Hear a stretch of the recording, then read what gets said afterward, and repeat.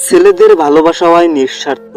ছেলেরা কাউকে ভয় না পেলেও তার ভালোবাসার মানুষের কাছে সে সবসময় ভীতু। ছেলেরা বোঝে ভালোবাসার গুরুত্ব কতটা। ভালোবাসার মধ্যে কোনো ভুল বোঝাবুঝি হলে ছেলেরা বোঝায়। আসলে কি জানেন, ছেলেদের গুরুত্ব সবসময়। তবে এই সমাজে আজ ছেলেরা মানসিকভাবে ভীষণ ক্লান্ত।